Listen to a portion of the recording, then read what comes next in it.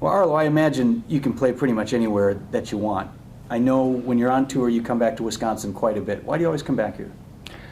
It's a great crowd, anywhere in the state. And this is a perfect time to be here.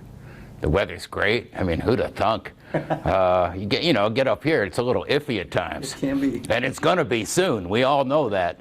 So we're enjoying it at this particular time. We're going to be around this state and, throughout the upper Midwest here for a little while. I was at a show in Oshkosh, Wisconsin. Had to be 15 years ago. And wow. People were yelling out requests as they do. And someone said, Alice's Restaurant. And you said, yeah, right. You went a long time without really playing that regularly. Now you're back out with the 50th anniversary. You're singing it every night. What's that experience been like, sharing that with the fans again? Well, Alice came out as a record in '67. And it was really successful all across the board. We actually sold more records through the PX, through the military, than we did through the regular record stores. So it was very popular with people across the board, regardless of political, or social or economic factors. But in the mid-'70s, by the time the mid-'70s had rolled around, the draft was over, the war was winding down, vets were coming home. It was a different time. And so I took it off the set list because it was just so long. It was, basically 20 minutes. And then people complained, and they'd come to the show, and they'd say, he didn't sing Alice's Restaurant, I want my money back. And so we'd say, okay, give him his money back, don't come back. And that was the remedy? That was the remedy. But, after a while, I realized that we could, even though we couldn't do it every night, it didn't mean that we couldn't do it all together at some point. So every 10 years, we do about a 2-year tour, which is the next decade. And so here we are at the 50th, which is the big one. And I started writing this in 1965 in November.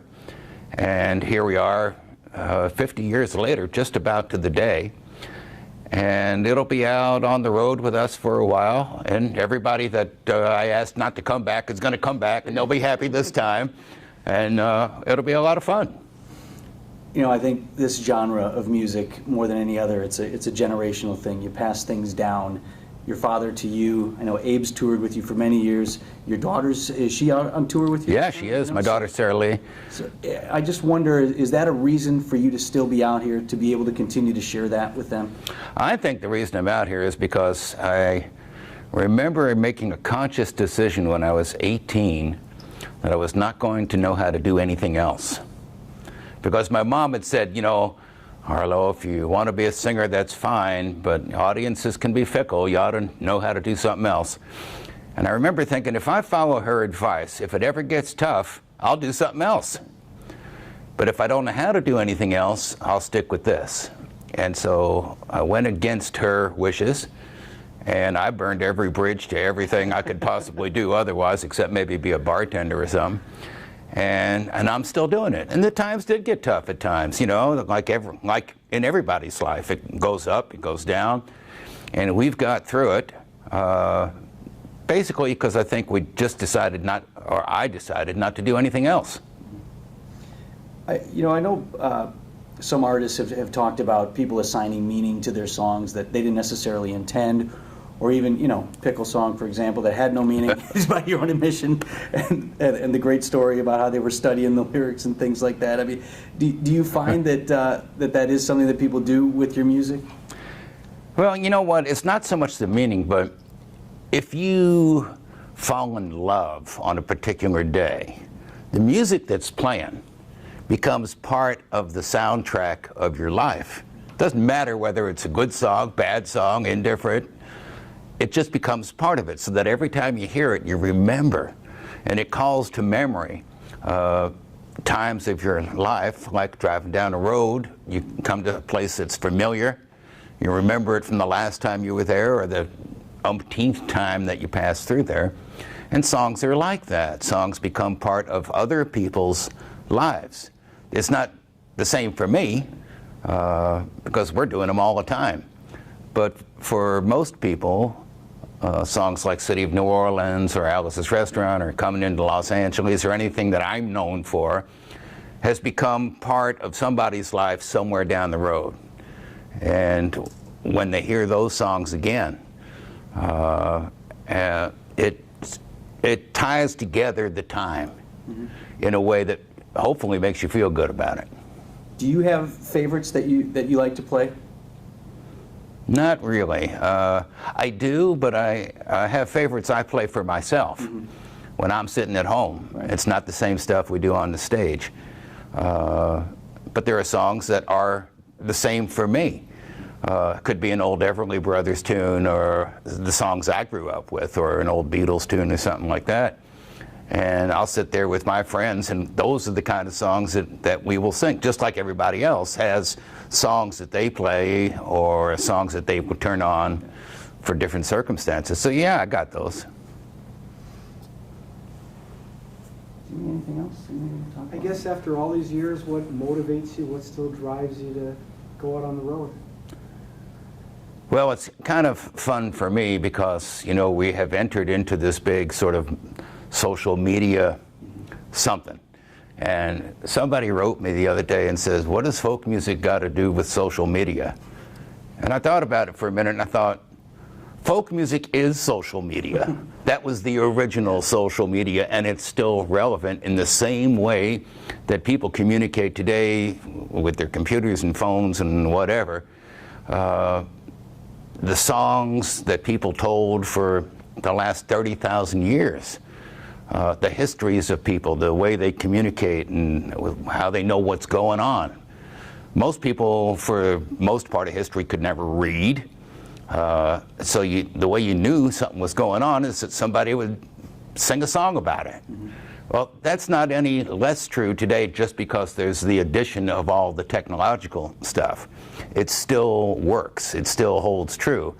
And the thing about technology is that what's coming through it is the expertise of the person who's writing it. Well, some people who spend a lot of time doing it know how to do that fairly well. And so that when you come upon something that they've written, it's actually interesting. It's not a new way to, the new video of your cat playing with the tennis ball or something like that, which we all see all the time. Some people do that really, really well. And it's the same with songs. Some people, mostly professionals by now, have learned how to tell a story in such a way so that it's actually worth going to hear. And it doesn't mean that, you know, there's no justice in it. We all know people who are very, very popular, don't deserve to be there, and plenty of people that deserve to be there and nobody's ever heard of. So it doesn't have to do with that. But by and large, people who are making a living doing this, who have been doing it for a long time, the guys that in my sort of ilk, like Willie Nelson or others, you know, they tell good stories, and they do it in such a way that they tie them together. You get a sense of time and history and where you are in the world, and you remember the love you had and the dog that died or whatever it is, you know, and it just becomes part of your life, and it fills the part of your heart that your mind can't really go to. So it's one of those kind of things, and that's why I keep doing it, because it feels good. I think too, I don't go to enough shows anymore. I so rarely go to a show, but when I do, every time I'm there, I'm like, why haven't I been back to hear live music? There's something about being together with those people, having that shared experience, and hearing it live, isn't there? Yeah, absolutely. I mean, that's why it's still happening. I mean, for as long as there's been people, in the history of the entire world, there have been live events. I mean, right. It just goes together. And because there's a part of you that is tied to the rest of humanity. And you don't always get to know that in this day and age. The technology tends to separate as well as bring you together. And so the actual feeling of being in a place where people's spirits are allowed to escape the confines of their physical bodies, you can feel it. You can feel it in a house. You feel it at a big demonstration or a catastrophe or something like that. The spirit of people doesn't always come through, but when it does, it leaves an impression on you. And for the most part, it's a good impression. There's times, you know, we've all been in situations where the impression it leaves is not all that well. Could be a famous war in history or something like that some of us have been through. But for the most part, the better part of humanity comes through in the most unlikely places. But you have to be there. If you're not there, you just hear about it. And that's different than getting a sense of it that actually crawls inside of you, gets into your soul, gets into your heart, makes you want to sort of reconnect at times. And it'll keep chasing you until you keep showing up at the gigs. We'll be there tomorrow. That's what I'm saying. If I can ask one more question. All right. Your music is storytelling. And are there young artists out there that are doing good storytelling through music? And if so, are there any that kind of catch your ear? There are so many young people now who have gone back and listened to the old records, seen the old whatever video we have or the movies, whatever. You got to realize that when I started out, there was maybe 50 years of recorded music. That was it.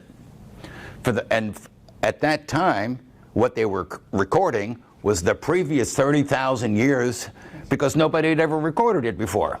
So anything that anybody remembered for the last 30,000 years got recorded in the first 20, 30 years of recorded music.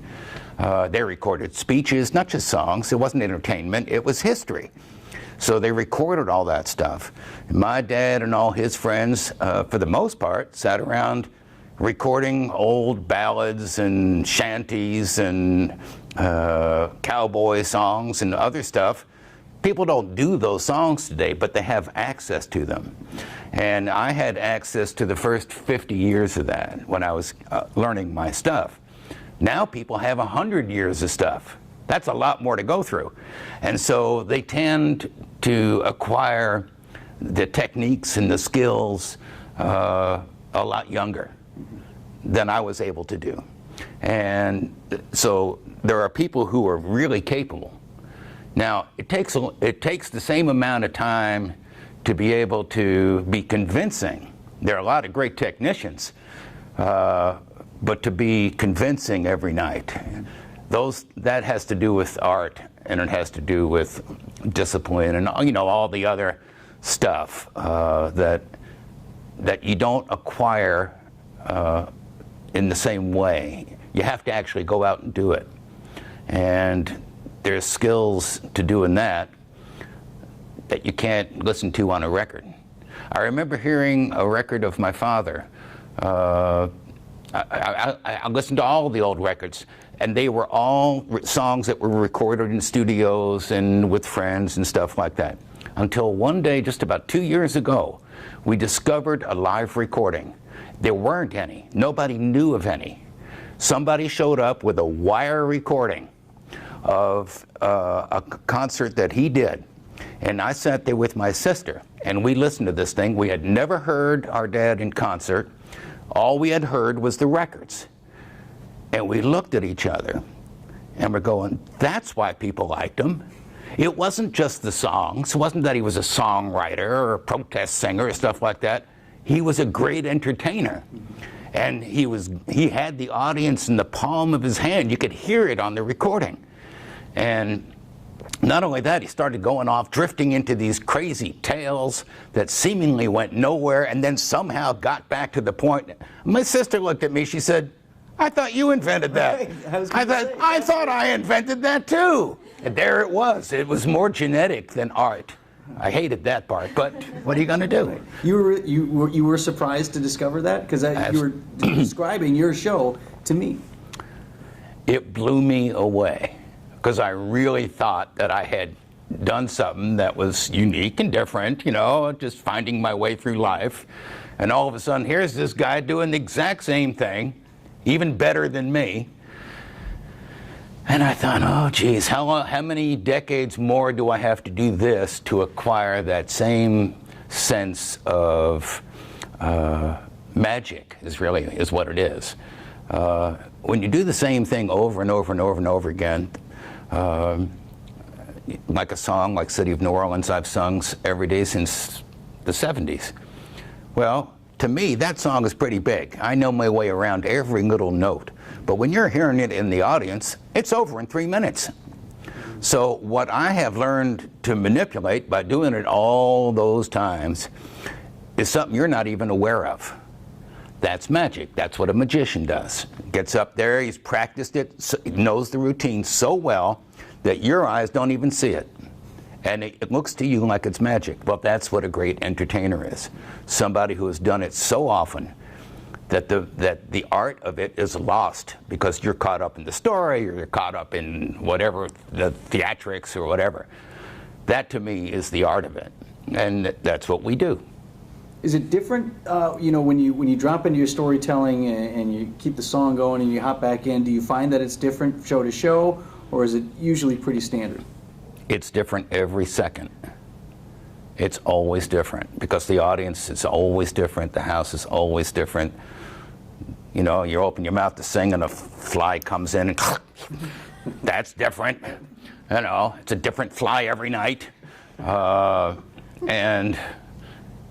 But you get so used to it that after a while, you look like you know what you're doing because you've done it before and you dealt with it.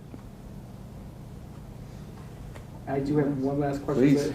Any favorite Wisconsin memory over the years comes to mind? Anything that you can think of? Well, the best time I had was fairly recent, and I've been coming to Wisconsin a really long time. My calendars don't even go back far enough for all the gigs that we were doing here. But sometime in 2011, I went overseas with my wife, and we were coming back, and we heard that there was a whole lot of stuff going on in Madison, political stuff. You know, there was the old union guys, and there was the new sort of regime, and there was all the stuff happening. And I thought, man, I got to get over there. And on my father's 100th birthday, instead of going home, we flew from Germany to Madison, got off the plane, walked out into the street, and here is all these guys that my father would have been right there with them for sure. And I thought, this is where I need to be. And the response, not just at that time, but since that time, has been overwhelming.